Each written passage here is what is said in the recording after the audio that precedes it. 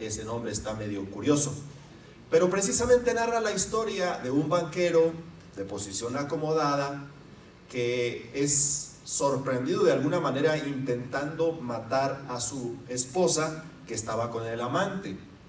Él siempre se declaró inocente y lo condenaron a cadena perpetua. La película relata precisamente todo lo que aconteció en la vida de este personaje y de un amigo que consiguió en prisión que se llamaba Red, que se encargaba de traficar contrabando de afuera de la cárcel al interior de la prisión. La película está fascinante. La he visto varias veces. Son de esas películas que puedes ver una y dos y tres veces y no acabas de disfrutar el contenido de una serie, de una película tan interesante como esta. Se llama Sueños de Fuga. Es una película dramática, escrita y dirigida por el estadounidense Frank Darabont y producida por los estudios Castle Rock Entertainment, cuyo estreno se produjo en 1994. Su trama está basada en Rita Hayworth y la redención de Shawshank de 1982, una novela corta del condenado a cadena perpetua en la penitenciaría estatal de Shawshank. A pesar de haberse declarado inocente, durante las 2 décadas siguientes se hace amigo de un compañero de prisión, el contrabandista Red, y participa en una operación de blanqueo de dinero dirigida por el alcalde de la prisión, Samuel Norton. No le platico más detalles de la película para que la pueda ver junto con su familia. Está muy interesante. Uno de los detalles que me llamó poderosamente la atención es la plática que sostiene Red con este banquero de nombre Andy. Y le dice Red: cuando recién uno llega a esta cárcel, cuando recién uno entra, odias todo y no ves el día en que puedas abandonar la prisión, las celdas. Pero conforme pasa el tiempo y pasan los años y pasan las décadas, te haces institucional.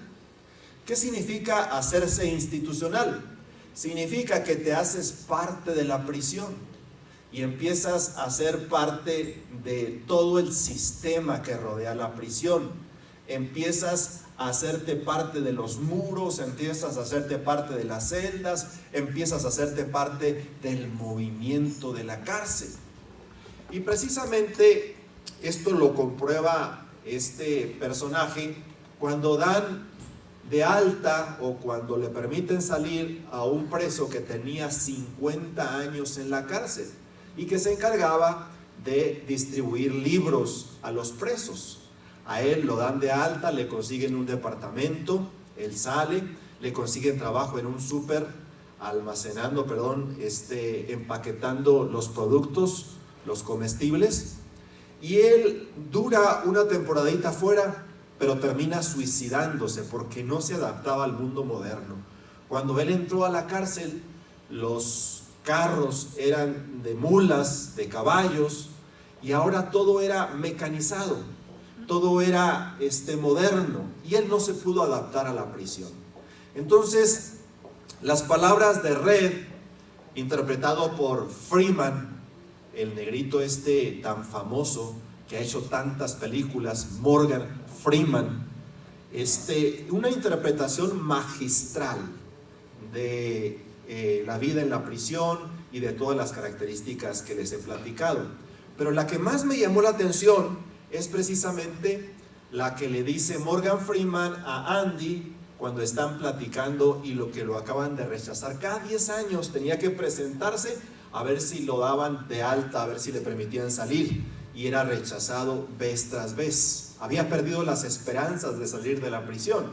Entonces, los que estaban condenados a cadena perpetua, cada 10 años les hacen una evaluación y les preguntan que si son personas ya que no son un peligro para la sociedad. Ellos dicen que ya no son un peligro, pero el sistema judicial les rechaza y siguen purgando su condena. El problema es que en las prisiones hay personas que son inocentes, que el sistema judicial los ha condenado, pero que son ciertamente inocentes. Y esta ocasión yo quiero platicarles de una historia que a lo mejor muchos conocen, pero que vamos a extraerle algún jugo que todavía a lo mejor desconocen. Se encuentra en Génesis capítulo 39, versículos del 19 al 20. Génesis capítulo 39, versículos del 19 al 20. Si la tiene allí en su Biblia, sería excelente. Génesis es el primer libro de la Biblia, el libro de los comienzos, capítulo 39, versículos del 19 al 20. Si no la tiene, aquí está en las pantallas. Potifar se enfureció cuando oyó el relato de su esposa acerca de cómo José la había tratado. Entonces agarró a José y lo metió en la cárcel, donde estaban los presos del rey. José se quedó allí. Note esa frase: José se quedó allí. ¿Cuánto tiempo? ¿Un mes? ¿Un año? ¿2 años? ¿3 años? Si usted estuviera en la cárcel o yo estuviera en la cárcel, desearíamos que inmediatamente se gestionara nuestra liberación, porque a lo mejor somos inocentes, o siendo culpables, de todas formas buscaríamos la liberación de la prisión. Esta frase es reveladora. José se quedó allí. Cuando uno lee el relato del Evangelio, lee el relato de la Biblia y conoce esta historia, uno se imagina que fueron 2 meses, 3 meses lo que pasó José en la cárcel. Yo me puse a investigar y José tenía 17 años aproximadamente cuando llegó a Egipto y se convirtió en gobernador a los 30 años. ¿Qué quiere decir entonces? Que se pasó más de una década en la cárcel. ¿Y qué haces en la cárcel? Puedes amargarte. ¿Qué haces en la prisión? Puedes sentirte ofendido y tremendamente sumirte en una depresión. Pero ¿qué hacen las personas que son hábiles, listas o inteligentes? Se hacen parte del sistema de la prisión y aprovechan todas sus ventajas. Yo conozco personas que han estado en prisión durante mucho tiempo y ahí aprendieron un oficio, ahí estudiaron una carrera, ahí fortalecieron sus músculos haciendo ejercicio todos los días, allí mejoraron, aunque están en un ambiente terriblemente difícil. Y la Biblia dice aquí claramente esta frase y es reveladora: José se quedó allí por un delito que nunca cometió. Y ahí va la segunda ocasión en que esto ocurría. Sus hermanos le tenían envidia, y usted sabe esta historia, la de José el soñador. Sus hermanos no solamente le tenían envidia, le tenían odio. Y es que había despertado la envidia y el odio José porque su papá hacía una predilección especial por él y por su hermano Benjamín. Aguas, papás que tienen más de un hijo. Tenemos que tener cuidado de dar amor equilibradamente a nuestros hijos, porque de otra manera provocamos envidias y odios y todo lo demás. El éxtasis o el clímax de esta historia de la familia de Jacob fue cuando él le compra una túnica de muchos colores y José va a presumírsela a sus hermanos. Pero no solamente le presume la túnica, sino les dice: soñé un sueño, que atábamos manojos y estaban todos los manojos en el campo y los de ustedes se inclinaban hacia el mío.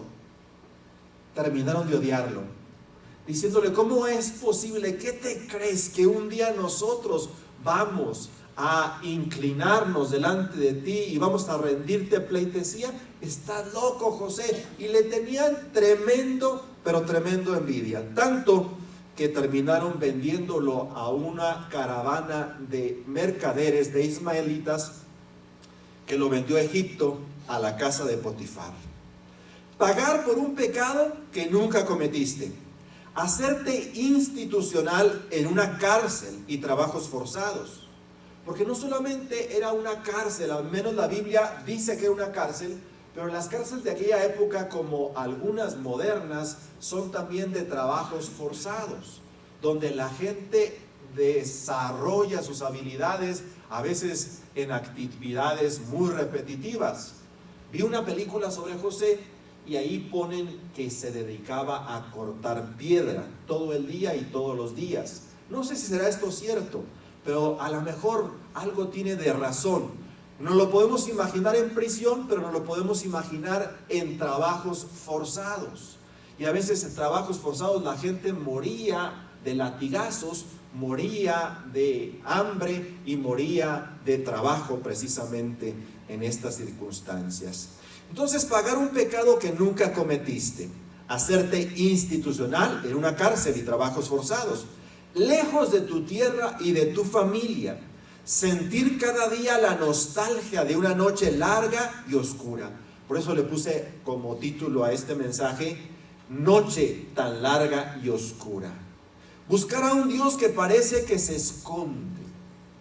¿Cuántas veces hemos tocado las puertas del cielo y las puertas del cielo parecen de plomo? Parece que Dios no oye, no responde, no atiende a nuestra oración, no atiende a nuestra petición. A lo mejor a usted le ha pasado, a mí me ha pasado. Son circunstancias adversas de la vida que requieren todo el cuidado y la atención y parece que Dios no oye ni responde. Sin un rayo de luz o de esperanza, señales no había, respuestas tampoco, solo silencio y descalabros. ¿Qué respuesta había para José en la cárcel? Ninguna. ¿Qué respuesta hubo para cuando él estaba en la casa de Potifar? Ninguna. Pero en la casa de Potifar estaba como rey, lo habían puesto al cargo de todo, tanto así que su dueña, su ama, puso sus ojos en él y trató de intimar con él. La Biblia nos dice cómo él salió huyendo y dejó allí parte de sus vestidos. De esa forma la mujer tuvo la manera de acusarlo con Potifar y Potifar, enojado, lo manda a la cárcel. Muchos dicen, y es cierto, meditar en esto, reflexionar en esto, ¿por qué Potifar no mandó matar a José si supuestamente se había sobrepasado con su esposa o había tratado de abusar de su esposa? En el fondo Potifar sabía que era su mujer la acosadora, que era su mujer la que trataba de seducir a José. Por eso no lo mandó matar, lo mandó a la cárcel, enterrarlo vivo en la prisión. Entonces no había un rayo de luz o de esperanza, señales no había, respuestas tampoco, solo silencio y descalabros. Qué desesperante es acudir al cielo y tener como respuesta silencio, silencio, silencio. Desesperadamente, me imagino que José desesperadamente clamaba desde las mazmorras más lúgubres y más tremendas de la prisión, desde los trabajos forzados tremendamente. Sin embargo, él no se amargó. Y tenemos que aprender que los desarrollos, los descalabros, los problemas de la vida van a venir y nos pueden descalabrar, pero no nos tienen que amargar. Así vivió José buena parte de su vida. Y sus sueños de grandeza, gobernando sobre sus hermanos y aún sus padres, ¿dónde estaban? ¿No recordaría José la túnica de colores? ¿No recordaría José sus sueños que le ponían como jefe y gobernador de su familia? En aquella época el que gobernaba sobre la casa, sobre la familia, era el primogénito. En este caso, Rubén sería el gobernador. José era el segundo de abajo para arriba. Solamente había un hermano menor que era Benjamín. ¿Cómo se le ocurría a José el hecho de pensar siquiera en que un día gobernaría sobre sus hermanos y sobre sus padres y sobre su familia? Él no entendía el porqué, pero Dios a su temprana edad le había revelado eso. Sueños de grandeza, sueños increíbles. Entonces, y sus sueños de grandeza gobernando sobre sus hermanos y aún sus padres, ¿dónde estaban? Su túnica de colores, ¿dónde había terminado? ¿Cómo es que todo esto lo había conducido a lo más bajo? Una cárcel, una prisión que le cortaban las alas. A lo mejor se preguntó en varias ocasiones, ¿por qué le platiqué a mis hermanos y a mis papás mis sueños? Eso me condujo al horrible lugar donde estoy. Me los debía haber guardado para mí. Sin embargo, ahí estaban los sueños, ahí estaban los planes, ahí estaban los propósitos, ahí estaban las voluntades. Frecuentemente nos sentimos así, sin ánimo, ni aliento, ni esperanza, con pocas o ningunas esperanzas. Pareciera que Dios se ha olvidado de nosotros. Experimentamos un pozo profundo del cual anhelamos salir, pero parece imposible.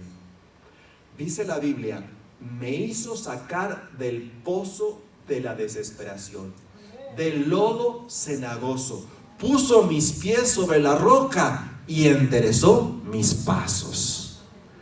Qué interesante cuando Dios baja y nos hace sacar de ese pozo de la desesperación.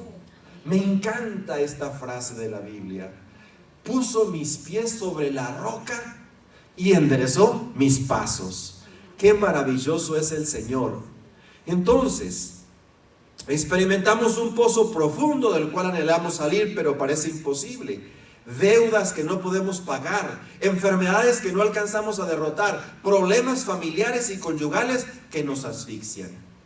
De hecho, si usted está aquí, seguramente tiene algún problema, tiene alguna situación, está bregando con alguna circunstancia adversa. A veces se trata de enfermedades. Qué tercas son las enfermedades, qué terrible es padecer alguna de ellas. A veces son los problemas económicos. En las clases, en las charlas de economía que se nos dan, es muy interesante el entender y comprender que debemos de ahorrar, pero muchas personas dicen, ¿cómo le hago para ahorrar si estoy pagando mis deudas y mis cuentas no logro equilibrar mis finanzas? Y eso es cierto, hay tantas personas que viven endeudadas y emproblemadas. Y nos asfixian las deudas, nos asfixian las enfermedades, nos asfixian los problemas económicos y de familia. Y José se sentía abrumado por tanta cosa. José pasó más de una década en la prisión de Egipto, pero aunque no lo entendía y sentía a veces que Dios se había olvidado de él, no se amargó, se aplicó a su nueva situación y pronto sus dones y buena actitud lo colocaron nuevamente en el sitio de honor. Dicen que las actitudes nuestras son como las llantas de nuestro carro. Se poncha una y ¿qué hay que hacer? La única manera de resolver el problema es cambiarla y ponerla extra. Dicen que es lo mismo con nuestras actitudes. La única forma de resolver nuestros problemas de actitudes es quitando la actitud mala que tenemos y poner una actitud buena. José llega a la cárcel, pero llega a la cárcel con una buena actitud, sin entender lo que le pasaba. Y esa buena actitud lo coloca como jefe y líder de todos los presos. Dicen que el que es buen gallo, en cualquier gallinero canta. Y si José lo hubieran llevado a cualquier lugar, iba a ser el líder de cualquier lugar. Tenía una actitud positiva, tenía fe, tenía confianza, tenía esperanza y no se amargó. Cuidado cuando los problemas nos amargan, porque nos tumban y nos derriban. La Biblia dice, diga el débil, fuerte soy. En este caso tenemos que sobreponernos a las adversidades, a los problemas, a las crisis. Entonces, eso es lo que hizo José y eso es lo que tenemos que hacer nosotros. Se convertía en el líder y jefe de los presos, dice la Biblia en Génesis 39:21. Pero el Señor estaba con José en la cárcel y le mostró su fiel amor. El Señor hizo que José fuera el preferido del encargado de la cárcel. Lo que le decía ahorita, el que es buen gallo, en cualquier gallinero canta. Y José estaba en prisión, pero estaba por dentro, fuera de la prisión. Una vez leí un libro muy interesante de un hombre que le llamaban La Bomba. Este personaje era de allá de Filipinas y era un líder rojo del país, algo así como Aníbal Moreno. Tenía una cadena de radios y combatía mucho al gobierno, combatía mucho a los políticos, y él se consideraba de extrema izquierda, un líder comunista. Y dice él en su historia de vida que él peleaba tanto que, como consecuencia de eso, en ese tiempo estaba Ferdinand Marcos, de presidente de Filipinas, lo mandó a encarcelar. Y cuando lo encarcelaron, al principio recibía muchas visitas y se consideraba un preso político y estaba él muy bien, sintiéndose muy bien. Y ya después lo dejaron solo. Lo dejaron solo, ya nadie lo visitaba, nadie iba a prisión, nadie se enteraba de cómo estaba él. Y él dice que en esa época de aburrimiento, de tedio, de que lo dejaron solo, se fue un día a la biblioteca y vio un libro, y el libro era de color rojo, y dijo al bibliotecario: dame ese libro, lo quiero leer. Conociéndolo, el bibliotecario le dijo: ¿cómo se te ocurre que te voy a dar este libro? ¿Por qué no? Dice: es la Biblia. Y él dijo: me interesa porque tiene el color del libro rojo de Mao, un libro de los comunistas de China. Dámelo de todas maneras.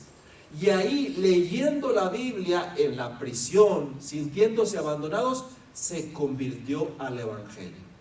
Y a partir de ahí, dice él que fue un cambio tan radical en su vida, que estando en prisión se sentía libre, y que iban a visitarlo de vez en cuando los amigos y les decía: ustedes están libres, pero están más prisioneros que yo. Yo me siento libre, porque la libertad completa la da Cristo.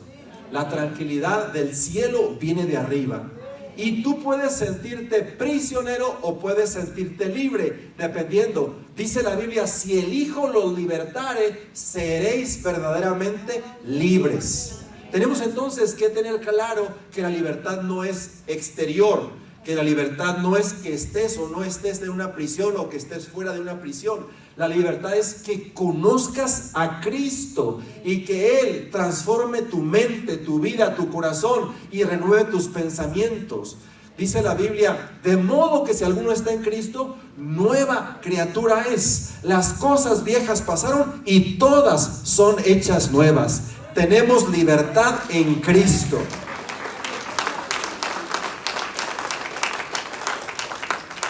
Aún así, la noche era tan larga y oscura.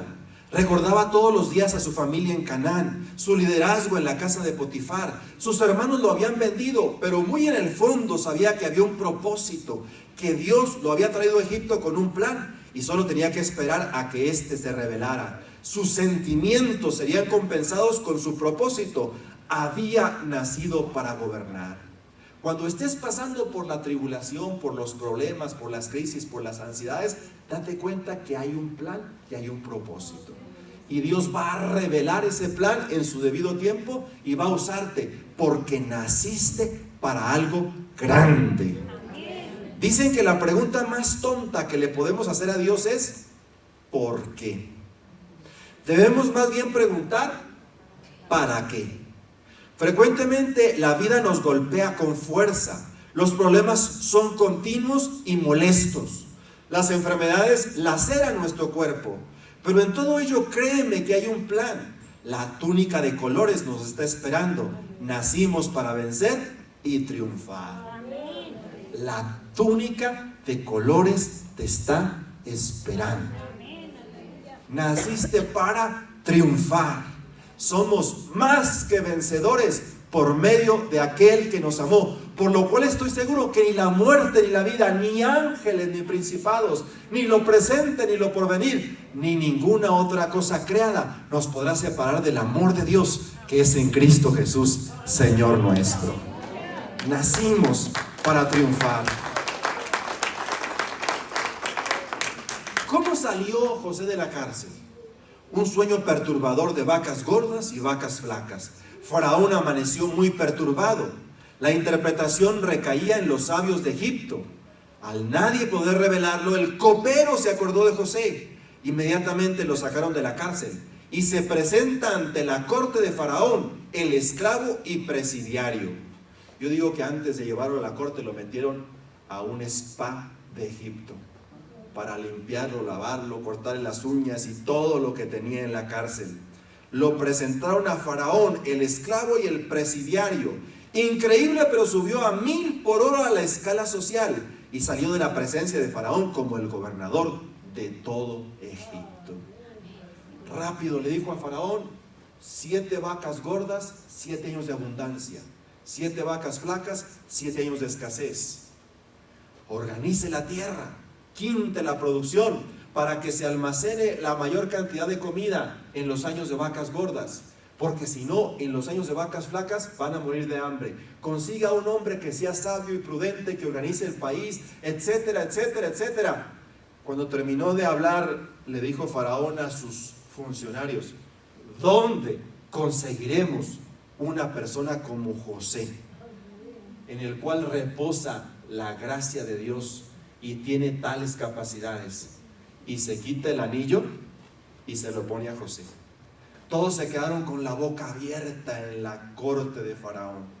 Nunca había acontecido eso, que un esclavo y presidiario fuera nombrado gobernador de todo Egipto. Cuando salió, la gente le rendía pleitesía. ¿No es sorprendente lo que Dios hace? Derriba los obstáculos, las barreras, los impedimentos y glorifica su nombre en nuestra vida. Tendría que organizar toda la producción agrícola del reino, construir graneros y aprovechar las vacas gordas para cuando la sequía y la tribulación llegara. Había nacido para gobernar y sus tribulaciones y tragedias solo lo habían preparado. A nosotros que sufrimos nos puede pasar lo mismo. Solo es la escuela, el entrenamiento para lo que Dios revelará más adelante. Nacimos también para triunfar. ¿No es maravilloso lo que Dios hace con sus hijos, con sus hijas? Los sueños que tuvo de niño, de adolescente, de jovencito, eran reales. No podemos desestimar los sueños que Dios ha puesto en nuestro corazón, y no podemos menospreciar a alguien a quien Dios le ha revelado sueños de grandeza, sueños maravillosos, sueños gloriosos. José entonces era el prototipo de un hombre empoderado, de un hombre grandioso en las ropas feas, tristes, horribles de un prisionero en la prisión de Egipto, de un prisionero, de un esclavo. Yo no sé si usted logre entender lo que es un esclavo, pero es algo tremendamente difícil sería para nosotros que cayéramos en esta categoría. Afortunadamente la esclavitud en nuestra época se ha prácticamente terminado, aunque existen en algunos países todavía estas características de las personas que tienen bajo su cabeza, su yugo, precisamente esta tragedia de la esclavitud. Tenemos que entender entonces que los planes de Dios son perfectos, que los planes de Dios son maravillosos, que Dios rebasa nuestras expectativas y nos da mucho más de lo que nosotros podemos tener. Pero tenemos que entender que es una escuela. Decía Alfredo Guerrero, el buen amigo Alfredo Guerrero, el tecnológico de Monterrey, Campus El Cairo en Egipto. Allí estuvo José, entrenándose, capacitándose, Dios tratando con él sus características de estrellita, sus características que le habían conferido sus sueños de grandeza, sus características producidas por la túnica de colores, y moldeando su carácter, templando su temperamento, haciendo cosas extraordinarias con él, lentamente y despacio tras despacio. Tenemos que entender entonces, cuando se trata de Dios y cuando se trata de sus planes y sus propósitos sobre nuestra vida, son maravillosos, pero que Él va despacio. Yo corro, Él camina. Yo me desespero, Él tiene planes perfectos y maravillosos. Cuando empezamos esta iglesia hace 20 y tantos años, Dios empezó a revelarnos sueños de grandeza. Dios empezó a revelarnos cosas grandes. De hecho, en una reunión de oración dijo el Señor a través de una persona: de lejanas tierras traeré la bendición a esta iglesia. Y esa palabra se cumplió. Y esa palabra Dios la cumplió. Y Dios rebasó nuestras expectativas, rebasó nuestros planes. Yo me ponía y hacía planes sobre el papel y construía y decía: va a tener esta oficina, y va a tener este auditorio, y va a tener este gimnasio, y va a tener esta escuela. Eran planes alocados, eran planes que no tenían la capacidad de cumplirse, que no teníamos los recursos humanos, ni técnicos, ni económicos, ni financieros. Pero Dios lo que promete, lo cumple. Y si Él ha dicho, Él lo va a hacer. Te vas a sorprender de lo que Dios va a hacer con tu vida. De repente hay parejas que recién inician y sueñan con una casa. A lo mejor no una mansión, pero una casa grande, cómoda, para su familia, para los hijos que van a tener. Yo te quiero decir que estos sueños parecen incumplibles, parecen inalcanzables, pero Dios va a rebasar tus expectativas y te va a dar más allá de lo que puedas tener, más allá de lo que puedas soñar siquiera. Tenemos que entrar al mundo de los sueños y soñar con cosas grandes y maravillosas. No sueña pequeño, sueña grande, porque Dios sabe hacer cosas extraordinarias. La noche puede ser larga y oscura, la prisión lúgubre y terrible, pero un día tocarán a tu puerta y te llamarán al palacio. Tu historia no quedará sepultada en los horrores de una cárcel. Hoy Dios te recuerda que no estás solo, que tiene un plan y propósito para tu vida, que tu dolor y sufrimiento tienen fecha de caducidad. ¿No le parece maravilloso? Tu dolor y tu sufrimiento tienen fecha de caducidad. Así como los productos que compramos, dice caducidad 22 de enero. Ahí ya no se puede consumir ese producto o no se le puede comprar con libertad porque a lo mejor está malo. Tu dolor, tu sufrimiento, tus angustias, tu desesperación tiene fecha de caducidad. ¿Lo crees o no lo crees? Tiene fecha de caducidad. Somos más que vencedores por medio de aquel que nos amó. Por lo cual estoy seguro que ni la vida ni la muerte, ni ángeles ni demonios, ni lo presente ni lo porvenir, ni ninguna otra cosa creada nos podrá separar del amor de Dios, que es en Cristo Jesús, Señor nuestro. Qué maravilloso es nuestro Dios cuando tiene planes maravillosos para nuestra vida y para nuestra familia. Volviendo un poquito a la historia de la película que le platico, Andy nunca se conformó. Andy nunca dijo: me voy a pasar toda la vida en prisión. Era una prisión de máxima seguridad, pero Andy tramó un plan y desarrolló un plan para salir de esa cárcel. No le voy a decir qué plan hizo para que usted vea con entendimiento, con libertad la película, pero no te conformes a tu situación actual. No te conformes a que los problemas te laceren y te molesten y te lastimen día a día y noche a noche. No te conformes en las mazmorras de una prisión. Naciste para triunfar, naciste para vencer y solamente necesitas la gracia de Dios. Y de repente tocaron a la puerta de la celda de José. Tenía años y nadie lo visitaba. Y ese día tocaron a la puerta. Se le hizo extraño. Le dijo el alcalde, el jefe de la prisión: te buscan, José, funcionarios del palacio. Y él dijo: ¿para qué me buscan? Ya estoy en la cárcel, no me pueden dar más simplemente a mandarme ejecutar. Pero te buscan. Y de ahí lo llevan a bañarse, a limpiarse, a cortarse las uñas, con un vestido nuevo, y lo llevan a presentarse delante de Faraón. Cuando entró, todo el mundo lo vio como el esclavo, todo el mundo lo vio como el presidiario, cuchillaban entre sí, riéndose y burlándose de José. Pero después que salió, la gente se inclinaba ante él.